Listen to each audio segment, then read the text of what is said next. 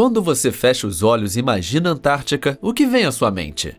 Provavelmente uma imensidão de gelo, com talvez alguns pinguins espalhados aqui e ali. E se você tentar imaginar ainda mais além disso, o que aparece? Muito mais gelo, é claro. Afinal, o continente sozinho concentra cerca de 90% de todo o gelo glacial da Terra, em alguns pontos com espessura de vários quilômetros. Para muita gente, a Antártica sempre foi assim e supostamente sempre continuará sendo.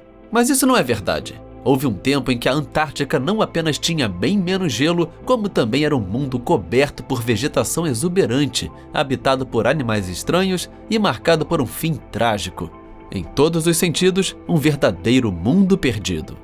Hoje, a Antártica é conhecida como continente solitário, sem fronteiras naturais com nenhum outro. Mas em tempos antigos, ela era muito mais sociável, localizada mais ao norte e próxima de outros continentes. Na verdade, durante uma boa parte da história da Terra, ela chegou a estar fisicamente conectada a outras massas de terra. Por milhões de anos, esteve unida à América do Sul e à Austrália, ou pelo menos ligada a elas por pontes de terra, o que permitia que várias formas de vida atravessassem o continente como uma espécie de ponte natural. Entre esses viajantes estavam os dinossauros, e sabemos disso porque pesquisadores encontraram crânios de saurópodes quase idênticos nos 3 continentes, indicando que houve dispersão entre eles. Além de servirem apenas de passagem, muitos dinossauros e outros animais decidiram se estabelecer na Antártica, que naquela época era bem mais quente durante o Mesozoico, graças à sua posição mais ao norte e às temperaturas globais mais altas. Durante o período Cretáceo, por exemplo, a temperatura média do ar era de cerca de 12 graus Celsius, ou 53 Fahrenheit, mais quente do que em muitos países europeus atuais, como a Alemanha. Assim, em vez de abrigar apenas um punhado de animais resistentes, a Antártica contava com uma verdadeira diversidade de dinossauros, terópodes, anquilossauros, hadrossauros e saurópodes. Nos mares, tubarões e répteis marinhos eram abundantes. O clima mais ameno e o aumento das chuvas também faziam com que a paisagem fosse irreconhecível em comparação com a de hoje. Muito verde, em vez de branca, dominada por vastas florestas tropicais, onde coníferas, samambaias, angiospermas e ginkgos formavam a vegetação principal. Em outras palavras, seria impossível dizer que você estava na Antártica mesmo ignorando os dinossauros. Mas como você já deve imaginar, esses dinossauros, ou pelo menos os não aviários, não estão mais por lá. Isso porque, apesar de estar sobre sua própria placa tectônica e de ter se isolado cada vez mais ao sul, a Antártica também sentiu o impacto do asteroide que pôs fim à era dos dinossauros. É provável que o impacto tenha gerado um imenso tsunami atingindo suas costas, aquecido o ar a ponto de queimar qualquer coisa exposta e provocando incêndios florestais catastróficos. E mesmo depois que tudo esfriou, a situação continuou ruim. Embora o fogo tivesse cessado, o planeta passou a esfriar cada vez mais por causa das enormes quantidades de poeira, enxofre e outras substâncias que bloquearam a luz do Sol, fazendo com que grande parte da Terra, incluindo a Antártica, congelasse. No entanto, o que muitos não sabem é que a Antártica não permaneceu para sempre como um deserto gelado. Ela deu a volta por cima e chegou a abrigar uma diversidade de vida ainda maior do que durante o Mesozoico. E contrariando a ideia de que o Cenozoico, a era geológica atual, é sinônimo de frio, a Antártica chegou a ficar possivelmente mais quente do que nunca, sem contar, claro, a parte dos incêndios. Isso aconteceu por causa do oposto de uma era do gelo, um super efeito estufa. Após o fim do Cretáceo, as temperaturas começaram a subir, resultado do excesso de dióxido de carbono liberado na atmosfera, embora a origem exata desse CO2 ainda seja incerta. Essas mudanças causaram um grande aquecimento global, e tanto o Paleoceno quanto o Eoceno foram épocas muito mais quentes do que hoje. Durante um evento climático conhecido como máximo térmico do Eoceno, a Terra pode ter atingido sua temperatura mais alta em 100 milhões de anos. Na Antártica, as médias podiam chegar a 25 graus Celsius, o equivalente hoje ao clima do Quênia. Além disso, mesmo tendo se deslocado mais ao sul desde o Mesozoico, o continente ainda estava mais ao norte do que hoje, em torno de 60 graus de latitude sul. Isso permitiu que muitas plantas se espalhassem e colonizassem a região, espécies que hoje jamais sobreviveriam ali. Se você fosse deixado na Antártica durante grande parte do Paleógeno, provavelmente acharia que estava em uma ilha tropical, cercado por palmeiras, ciprestes de pântano e lírios d'água, em vez de campos de gelo e geleiras. Agora, não vá se empolgando demais, porque se você começasse a explorar esse mundo perdido, logo perceberia que ele ainda não era o lugar mais fácil de sobreviver, só que por motivos bem diferentes do de hoje. Atualmente, o maior animal terrestre e também o maior predador da Antártica durante todo o ano é um pequeno inseto sem asas, um tipo de mosquito do gelo do tamanho de uma formiga. Nada assustador. Mas naquela época, o maior e mais temido predador era algo muito maior e bem mais aterrorizante: um dinossauro. Não estou brincando. Embora tecnicamente eu não esteja falando dos dinossauros não aviários, e sim de algo muito próximo deles: as aves do terror, conhecidas cientificamente como Phorusrhacidae. Pode parecer confuso, já que essas aves são famosas por dominarem a América do Sul e não a Antártica, mas é aí que entra a tal ponte de terra de que falamos antes. Ela ainda existia depois do Mesozoico, e os dois continentes provavelmente permaneceram conectados, pelo menos de forma intermitente, até cerca de 40 milhões de anos atrás. Isso permitiu que as aves do terror cruzassem para o sul e espalhassem o caos. Elas tinham bicos grandes, curvos e extremamente fortes, capazes de rasgar e despedaçar presas. Além disso, contavam com pernas longas e musculosas, equipadas com garras em formas de foice, perfeitas para prender ou perfurar suas vítimas, lembrando perigosamente os dromeossauros, os raptores do passado. A espécie da Antártica, ainda não descrita formalmente, provavelmente era uma das mais letais. Ela se parecia bastante com o Phorusrhacus, um dos maiores e mais predatórios membros do grupo, que podia atingir o tamanho de um avestruz macho, cerca de 2,5 metros de altura e pesando mais de 130 quilos, ou seja, o equivalente a uns 3 lobos empilhados. E apesar desse tamanho, não era 3 vezes mais lenta. Suas pernas eram feitas para correr, atingindo velocidades acima de 50 km por hora. Isso fazia delas caçadoras implacáveis, capazes de perseguir vários tipos de presas. Elas eram, sem dúvida, os principais predadores terrestres da Antártica, patrulhando florestas e pradarias. Mas se hoje o maior animal terrestre do continente é um inseto, fica a dúvida: do que exatamente essas aves do terror se alimentavam? Bem, aquela ponte de terra com a América do Sul não trouxe apenas predadores, trouxe também um verdadeiro exército de mamíferos. Sabemos disso graças à formação La Meseta, que corresponde à atual ilha Seymour, datando do Paleoceno ao Oligoceno.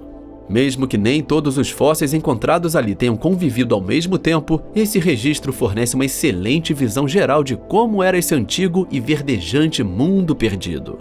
E como a conexão era com a América do Sul, muitos desses mamíferos eram típicos de lá e nada parecidos com o que imaginamos encontrar na Antártica. Um exemplo são os Astrapoteria, um grupo extinto de mamíferos herbívoros, de aparência semelhante a rinocerontes, que figurava entre os maiores animais do continente. Até o momento, apenas 2 gêneros são conhecidos: Trigonostylops e Antarctodon. Ambos tinham dentes estranhos, aumentados e especializados, mas garanto que esses caras eram vegetarianos e variavam bastante de tamanho. Embora ambos fossem pelo menos do tamanho de um pangolim, o Antarctodon às vezes foi estimado em mais de meia tonelada em certas espécies. No entanto, essa estimativa é altamente debatida. Outro mamífero de porte semelhante era o Nothiolophus, provavelmente o maior animal terrestre confirmado da Antártica desde os dinossauros, com adultos de até 400 quilos, mais ou menos o tamanho de um boi almiscarado moderno. Eles provavelmente sustentavam esse tamanho alimentando-se de plantas com flores ricas em nutrientes, que eram abundantes na época. Esses animais não faziam parte dos Astrapoteria, mas sim dos Litopternes, uma ordem extinta de ungulados que, em alguns casos, apresentava formas bem estranhas, como mostra o outro Litopterno antártico conhecido, o Victor lemoineia.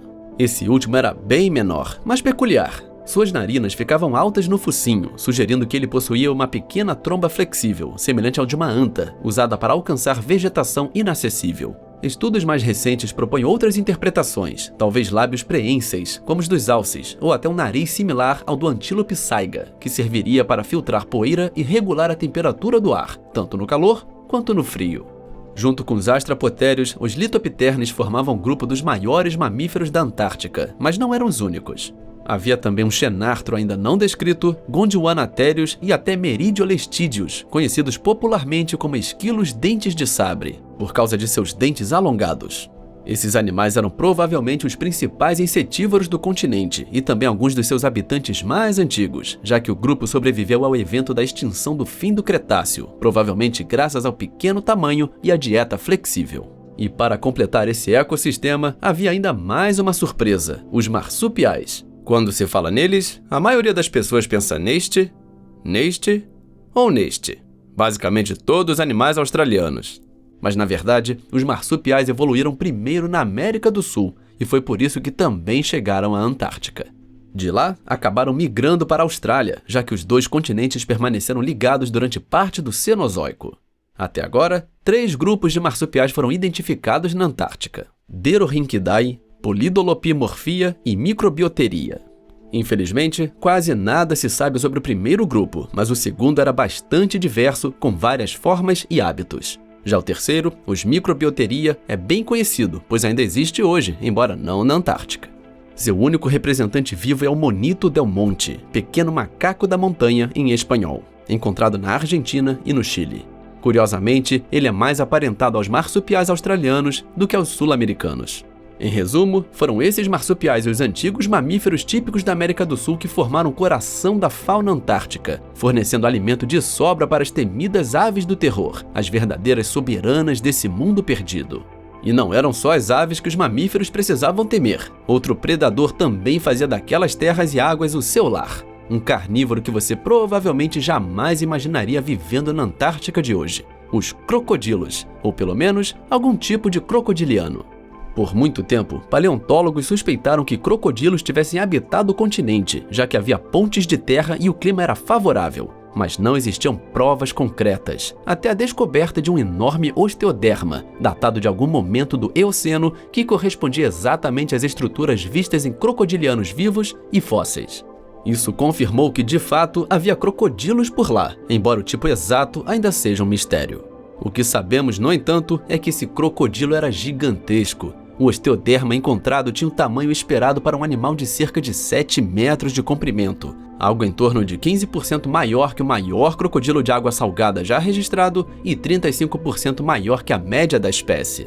Isso tecnicamente daria aos crocodilos o título de maiores predadores terrestres do continente, se considerarmos os animais semiaquáticos. Esses répteis provavelmente eram caçadores de emboscada oportunistas, dominando os ambientes de água doce e possivelmente também os de água salobra e salgada, como fazem os crocodilos de água salgada modernos. Isso os colocava em contato direto com muitos mamíferos, tornando qualquer ida a um rio ou lago uma atividade perigosa. Dada a dimensão desses animais, nenhum mamífero estaria fora do cardápio. E há indícios de que esse misterioso crocodiliano não estava sozinho. Fósseis encontrados em regiões próximas sugerem a presença de outros crocodilos mais especializados, provavelmente com dieta piscívora, alimentando-se principalmente de peixes. Ainda se sabe muito pouco sobre esse outro tipo, mas o que esses achados deixam claro é que quando a Antártica era verde, praticamente qualquer animal corria o risco de ser devorado por um crocodilo, inclusive uma figura familiar, o único animal mencionado até agora que ainda vive no continente: os pinguins. Normalmente associamos os pinguins ao frio, então pode ser surpreendente saber que eles já viviam na Antártica quando o continente era muito mais quente. Mas foi justamente no calor que os pinguins surgiram, provavelmente evoluindo nas costas quentes da Austrália e da Nova Zelândia há cerca de 60 milhões de anos, antes de se espalharem e prosperarem na Antártica. E se hoje o continente pode ser considerado um paraíso para pinguins, naquela época ele era praticamente o céu dos pinguins. Atualmente, apenas 2 espécies vivem de forma permanente na Antártica. Porém, durante o Paleógeno, esse número chegava a 16, cada uma com suas próprias características. O mais impressionante, porém, não era a variedade, era o tamanho. Os pinguins pré-históricos eram verdadeiros gigantes. 3 das 16 espécies conhecidas pertenciam ao grupo dos chamados pinguins gigantes. Hoje, o maior pinguim existente é o imperador, que pode pesar até 45 quilos e medir cerca de 1,5 metro de altura. Impressionante, claro, mas ainda pequeno perto de 2 colossos do passado, Anthropornis e Paleodiptes. Esses titãs podiam atingir até 2 metros de altura, ou 2,10, o que os tornava mais altos que Michael Jordan. E também eram bem mais pesados, graças à constituição robusta e à espessa camada de gordura. Adultos de Anthropornis chegavam a 108 quilos, enquanto Paleodiptes podia alcançar 116 quilos, mais do que uma jaguatirica moderna. Em outras palavras, levar um tapa de um desses seria algo sério. Esses gigantes eram também mergulhadores habilidosos, capazes de prender a respiração por mais de 40 minutos, caçando com eficiência lulas, peixes e krill. Acredita-se que o grande tamanho ajudasse a conservar energia em águas frias, embora isso não os salvasse se cruzasse o caminho de um crocodilo, nem dos outros pesadelos que rondavam as costas antárticas naquela época, os cetáceos primitivos, os mosassauros de seu tempo. Hoje, as baleias ainda habitam as águas geladas da Antártica, e algumas podem ser intimidantes, mas as do Paleógeno eram, de certa forma, ainda maiores e mais aterrorizantes. Duas espécies conhecidas da formação La Meseta ilustram bem isso. A primeira era um Bacilosaurídeo ainda não descrito, um tipo de baleia predadora típica de águas rasas, com corpo longo e serpentino, mandíbulas enormes e dentes gigantescos, capazes de perfurar pele, músculo e osso. Com base em fragmentos de mandíbula, estima-se que esse animal podia atingir 12 metros de comprimento, alimentando-se de praticamente tudo que coubesse em sua boca, incluindo tartarugas marinhas gigantes de até 3 metros, maiores do que qualquer tartaruga viva hoje. Embora não fosse tão predatório quanto o Bacilosaurídeo, havia também o Lanocetus nadando por ali. Uma baleia que podia ser ainda mais aterrorizante visualmente, já que seus restos fósseis indicam que ela era colossal. Por enquanto, só temos os ossos de um indivíduo jovem, mas o ponto é o seguinte: esse jovem já era enormemente grande, tendo aproximadamente o mesmo tamanho das maiores orcas adultas conhecidas. Então, quem sabe o quão gigantescos podiam ser os adultos? Com base no que sabemos sobre as baleias modernas, ele poderia ter atingido o tamanho de uma jubarte, dependendo da idade do filhote. E isso é uma péssima notícia, já que esses animais provavelmente eram mais sanguinários que as jubartes, mesmo sendo baleias de barbas. Veja bem, naquela época, as baleias de barbas ainda possuíam dentes, e isso também se aplicava ao Lanocetus, que podia usá-los para caçar ativamente ou para prender presas enquanto se alimentava por sucção, já que sua estrutura facial era semelhante à das baleias bicudas modernas. Existe ainda a possibilidade de que fosse um predador híbrido, caçando e se alimentando por sucção, o que lhe dava uma dieta bastante variada, ampliada pelo fato de habitar tanto deltas de rios quanto o oceano aberto. Considerando seu tamanho, ele provavelmente se alimentava de peixes, pinguins, cefalópodes e tubarões, muitos tubarões. Ao contrário de hoje, a Antártica pré-histórica tinha uma lista quase interminável de tubarões. Era, de certo modo, a Austrália do Paleógeno. Entre os grupos encontrados lá estavam requiem, duende, gato, tapete, focinho de pipa, focinho longo, escolar, 7 guelras, 6 guelras, cão, porbeagle, cação liso, areia, anjo e serra. Eu avisei que era uma lista longa. E isso nem era tudo. Havia ainda 3 residentes especialmente interessantes. Uma espécie extinta de tubarão frade, um tubarão macrel que pode ter sido ancestral dos macos e o mais fascinante de todos, o megalodonte. Ou quase isso. Na verdade, 2 espécies do mesmo gênero, o Otodus, cujo nome significa dente em forma de orelha.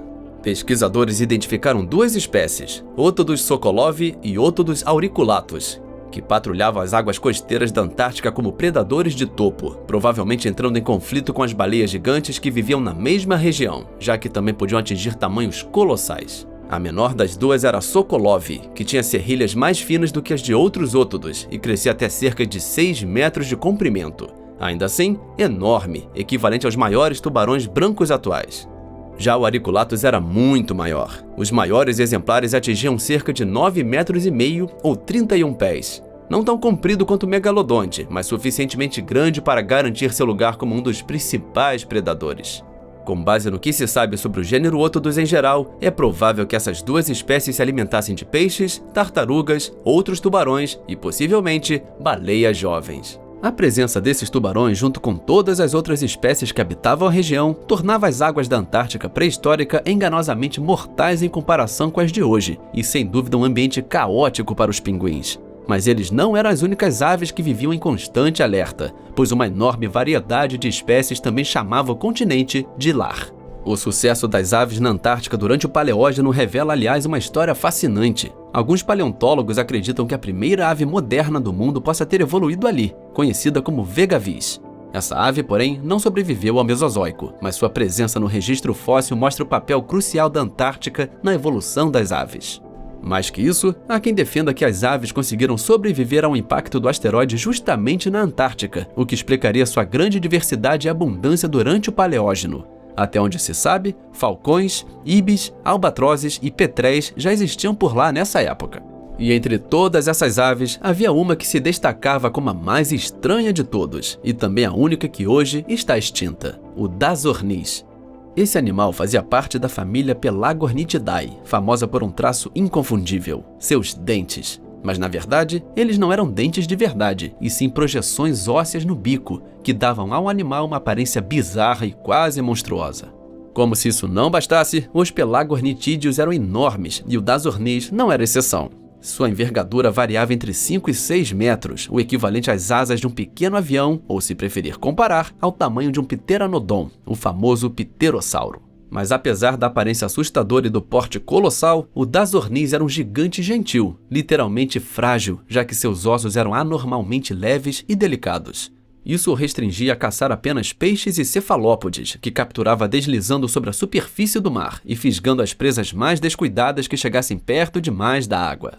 E é isso. Antes do gelo, a Antártica foi um mundo vibrante e caótico, repleto de criaturas estranhas e assustadoras. O que nos leva à pergunta final: para onde todos eles foram? Infelizmente, a resposta não é das mais agradáveis. A maioria dos habitantes do continente teve um fim trágico quando a festa chegou ao fim durante os últimos dias do Eoceno. Se por acaso você estivesse na Antártica nesse momento, o desfecho seria sombrio, a menos que tivesse a sorte de ser um pinguim ou uma ave. Parecia até que a própria natureza guardava uma vingança contra o continente, porque tudo que podia dar errado, deu, e praticamente ao mesmo tempo. A cronologia exata desses eventos ainda é incerta, mas é provável que tudo tenha começado quando a Antártica se separou completamente do resto do mundo, abrindo a passagem de Drake entre ela e a América do Sul, e a passagem da Tasmânia entre ela e a Austrália. Esse isolamento significou que qualquer animal que vivesse no continente ficou preso para sempre, o que por si só não seria um problema tão grande, considerando o tamanho da Antártica. Mas enquanto isso acontecia, algo muito mais preocupante estava começando. Por mais de 200 milhões de anos, a Terra havia sido um planeta quente, às vezes até escaldante, e então, de forma abrupta, as temperaturas começaram a despencar há cerca de 34 milhões de anos. E que ironia do destino! Essa queda de temperatura pode ter sido culpa da própria Antártica. Isso porque, ao se separar de seus antigos vizinhos, a abertura dessas passagens permitiu a formação da corrente circumpolar antártica, uma poderosa corrente de águas frias que ainda hoje circula o continente. Essa corrente impede que águas quentes cheguem às suas costas e ainda absorve grandes quantidades de CO2 da atmosfera. O resultado foi devastador. O isolamento e o movimento contínuo para o sul levaram à formação das primeiras camadas de gelo, marcando o início da era glacial do final do Cenozoico, um período no qual, tecnicamente, ainda vivemos hoje. O frio extremo que acompanhou essas mudanças acabou eliminando a maior parte da vida nativa. As transformações foram rápidas demais para que a maioria das espécies conseguisse se adaptar, e o avanço do gelo destruiu habitats em uma escala nunca vista. Ainda assim, a história não terminou ali. Durante um tempo, algumas regiões permaneceram livres de gelo, servindo como refúgio temporário para os últimos sobreviventes. Mas esse alívio durou pouco. Ao longo dos 7 milhões de anos seguintes, o continente foi sendo lentamente engolido por uma camada de gelo cada vez mais espessa, até ficar praticamente coberto por completo. E para piorar, o próprio gelo agravou o problema. Quanto mais ele se expandia, mais refletia o calor do Sol, tornando o planeta e a Antártica ainda mais frios. Como você já deve imaginar, o continente permanece nesse estado gelado até hoje, praticamente inalterado. E embora tenhamos locais como a formação La Meseta que revelam vislumbres desse antigo mundo perdido, ninguém sabe ao certo o que está escondido sob todo esse gelo. Descobrir isso pode exigir muito esforço e talvez mais dor do que vale a pena enfrentar. Obrigado por assistir e até a próxima no Zoológico Extinto!